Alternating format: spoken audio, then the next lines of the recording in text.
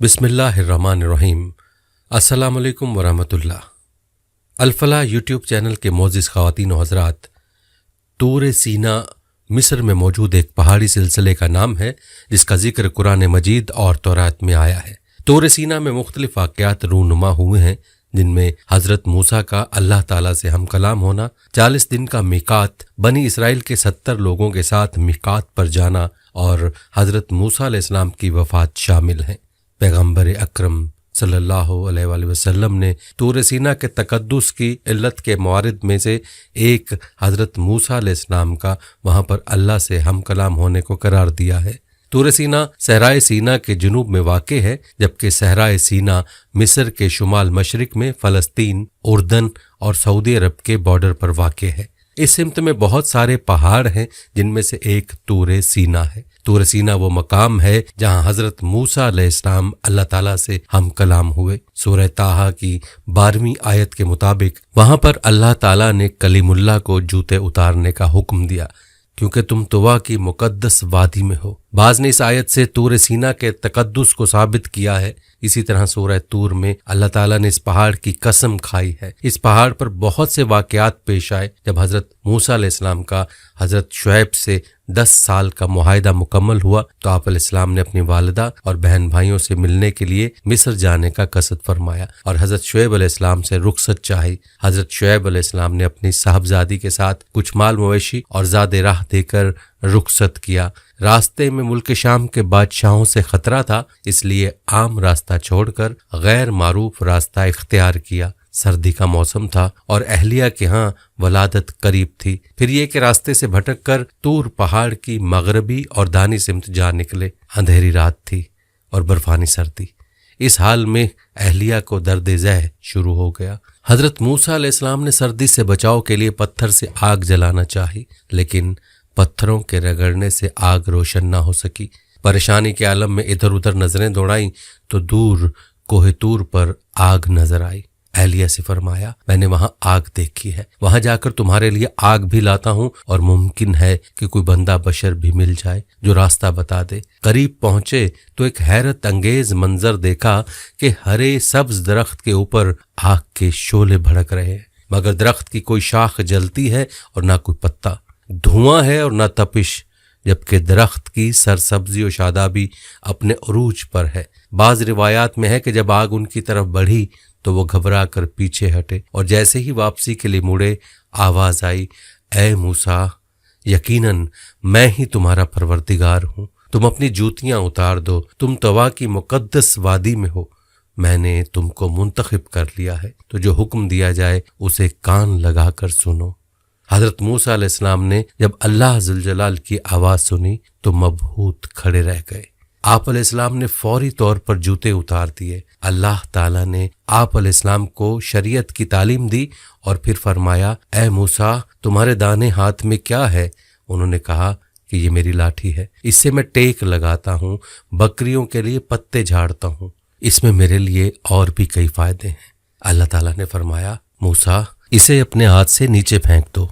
उन्होंने उसे फेंका तो वो सांप बनकर दौड़ने लगी। अल्लाह ताला ने फरमाया, इसे पकड़ लो और डरना मत, हम इसे अभी उसकी पहली हालत में लौटा देंगे और अपना हाथ अपनी बगल में डाल लो तो वो सफेद चमकता हुआ निकलेगा बगैर किसी ऐब और बीमारी के। ये दूसरा मौजज़ा है, इसलिए कि हम तुम्हें अपनी बड़ी बड़ी निशानियां दिखाना चाहते हैं। अब तुम फिरौन के पास जाओ, उसने बड़ी सरकशी मचा रखी है। मूसा अलैहिस्सलाम ने कहा, ऐ मेरे परवरदिगार, मेरा सीना खोल दे और मेरे काम को आसान कर दे और मेरी जुबान की गिरा खोल दे ताकि वो मेरी बात समझ सकें और मेरे घर वालों में से एक को मेरा वजीर यानी मददगार मुकर्रर फरमा दे, यानी मेरे भाई हारून अलैहिस्सलाम को, तो उससे मेरी कमर कसते और उसे मेरा शरीक कार कर दे ताकि हम दोनों बकसरत तेरी तस्बीह बयान करें और बकसरत तुझे याद करें। अल्लाह तबारक ताला ने फरमाया, मूसा, तुम्हारी तमाम दुआएं कबूल कर ली गई हैं। हजरत मूसा अलैहिस्सलाम फिरौन के गर्क होने के बाद बनी इसराइल के साथ बहेरा अहमर पार करके वादी सीना की जानिब चले। रास्ते में एक ऐसी कौम के पास से गुजरे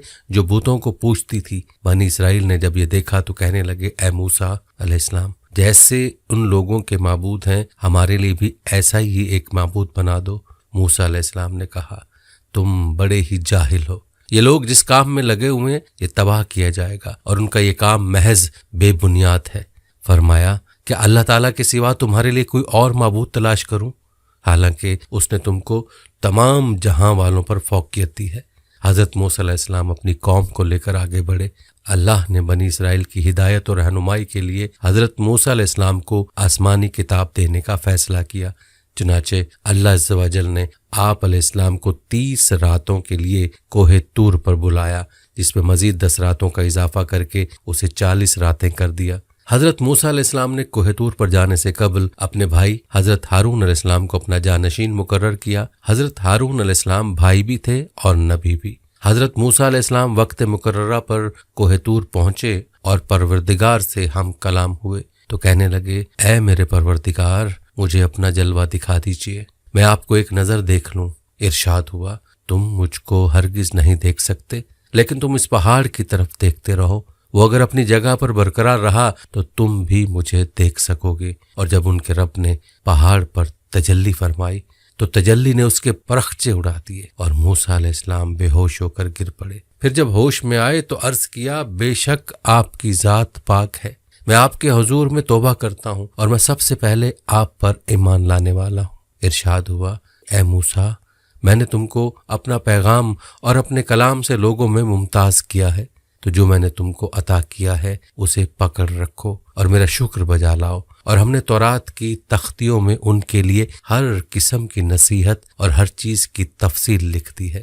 حضرت موسیٰ علیہ السلام کا اللہ عز و جل سے ہم کلامی کا دوسرا واقعہ تھا۔ حضرت موسیٰ علیہ السلام جب 40 راتوں کے لیے کوہ طور گئے تو پیچھے سامری نامی ایک قبطی نے، جو حضرت موسیٰ علیہ السلام کا پڑوسی تھا اور بظاہر آپ علیہ السلام پر ایمان لا کر ساتھ ہو گیا تھا، بنی اسرائیل سے سونے کے زیورات اکٹھے کر کے ایک بچڑا تیار کیا، جس میں اس نے حضرت جبرائیل علیہ السلام کے گھوڑے کے سموں کے نیچے کی مٹی بھی شامل کر دی۔ یہ مٹی اس نے چپکے سے اس وقت لے لی تھی جب حضرت جبرائیل علیہ السلام ان لوگوں کو دریا پار کروا رہے تھے۔ یہ بچڑا جب تیار ہو گیا تو یہ کچھ بیل کی آواز نکالتا تھا، یعنی جب اس میں ہوا داخل ہو جاتی تو اس میں سے گائے یا بیل کی آواز نکلتی۔ اس آواز سے سامری نے بنی اسرائیل کو گمراہ کیا اور بولا، یہی تمہارا اصل معبود ہے۔ قرآن پاک میں ہے، پھر اس نے ان کے لیے ایک بچڑا بنا دیا، یعنی بچڑے کا بت، جس کی گائے کسی آواز بھی تھی۔ پھر کہنے لگا کہ یہی تمہارا معبود ہے، اور موسیٰ علیہ السلام کا بھی، لیکن موسیٰ علیہ السلام بھول گئے۔ حضرت موسیٰ علیہ السلام جب تورات لے کر واپس آئے تو دیکھا کہ بنی اسرائیل سامری کے بچڑے کی پرستش کر رہے ہیں۔ آپ علیہ السلام کو سخت ناگوار گزرا۔ غضبناک ہو کر اپنے بھائی حضرت ہارون علیہ السلام کے سر کے بال اور داڑھی پکڑ کر انہیں سخت سست کہا۔ حضرت ہارون علیہ السلام نے عرض کیا، اے میرے بھائی، میری داڑھی اور سر کے بال مت کھینچو، دراصل قوم نے مجھے کمزور خیال کیا اور میرے قتل کے درپے ہو گئی۔ پھر حضرت موسیٰ علیہ السلام سامری کی طرف متوجہ ہوئے اور فرمایا، تو نے یہ حرکت کیوں کی؟ اس نے کہا، میں نے فرشتے کے نقش پا سے ایک مٹھی بھر لی تھی، پھر اس کو بچڑے کے قلب میں ڈال دیا اور مجھے یہ کام بھلا لگا۔ حضرت موسیٰ علیہ السلام نے کہا، اچھا، جا، دنیا کی زندگی میں تیری سزا یہی ہے کہ تو کہتا پھرے گا کہ مجھے نہ چھونا، اور تیرے لیے ایک اور وعدہ ہے، یعنی عذاب کا، جو تجھ سے ٹل نہ سکے گا۔ اور پھر ایسا ہی ہوا۔ سامری عمر بھر یہی کہتا رہا کہ مجھے نہ چھونا، کیونکہ اسے چھوتے ہی چھونے والا اور سامری دونوں شدید بخار میں مبتلا ہو جاتے۔ پھر وہ انسانوں کی بستی سے نکل کر جنگل میں چلا گیا، جہاں جانوروں کے ساتھ زندگی گزاری اور عبرت کا نمونہ بن گیا۔ حضرت موسیٰ علیہ السلام نے اس کے بچڑے کو جلا کر دریا میں پھینک دیا۔ حضرت موسیٰ علیہ السلام نے جب تورات سے درس و تدریس شروع کی تو بنی اسرائیل ایک مرتبہ پھر ہیلے بہانے کرنے لگے اور بولے، اے موسیٰ، ہم یہ کیسے یقین کر لیں کہ یہ اللہ کا کلام ہے؟ ہو سکتا ہے کہ تم نے خود ہی بنا لیا ہو۔ اس صورتحال پر حضرت موسیٰ علیہ السلام نے ایک بار پھر اللہ سے رجوع کیا۔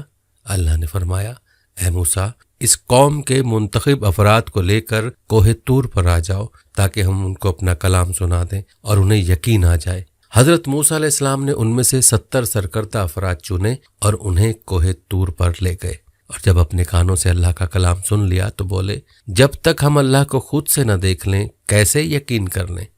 ان کی اس ہٹ دھرمی اور سرکشی پر کوہ طور लरज उठा और ऊपर से शदीद बिजली कड़की, जिसकी दहशत से ये सब बज़ाहिर मुर्दा होकर गिर पड़े। हजरत मूसा अलैहिस्सलाम ने अल्लाह जल्ला शानो से दुआ की, इस पर अल्लाह ने उन सब को दोबारा खड़ा कर दिया। फिर ये सब गिड़गिड़ा कर तौबा इस्तग़फ़ार करने लगे। अल्लाह ताला ने उनकी दुआ कबूल कर ली। ये लोग कौम के पास वापस आए और तौहीद और हज़रत मूसा अलैहिस्सलाम की रसालत की गवाही दी, मगर कुछ दिन ही गुजरे थे कि हस्बे आदत फिर शिरक में मुब्तला हो गए। इस मर्तबा अल्लाह ताला ने उनके सरों पर कोहे तूर को मुअल्लक फरमा दिया। कुरान पाक में इरशाद है, और जब हमने तुमसे वादा लिया और तुम पर तूर पहाड़ ला खड़ा कर दिया और हुक्म दिया कि जो किताब हमने तुमको दी है उसको मजबूती से पकड़े रहो। बनी इसराइल अपने सरों पर कोहे तूर को देखकर बहुत ज्यादा खौफजदा हो गए कि कहीं इस बड़े पहाड़ के नीचे दब कर खत्म न हो जाएं। चुनाचे वो सजदे में गिरकर तौबा इस्तग़फ़ार करने लगे। पर फिर हजरत मूसा अलैहिस्सलाम की दरख्वास्त पर अल्लाह ने एक बार फिर उन्हें माफ कर दिया। ये था कोहे तूर का किस्सा और बनी इसराइल की नाफरमानियों के वाक़यात कि कैसे अल्लाह रब्बुल इज़्ज़त ने उन पर बेशुमार इनाम फरमाए, लेकिन वो फिर भी सरकशी की रविश पर बरकरार रहे। अल्लाह रब्बुल इज़्ज़त हमें भी अपनी नाफरमानियों से बचाए और सब्र व शुक्र वाली जिंदगी अता फरमाए। आमीन। अस्सलाम वालेकुम व रहमतुल्लाह।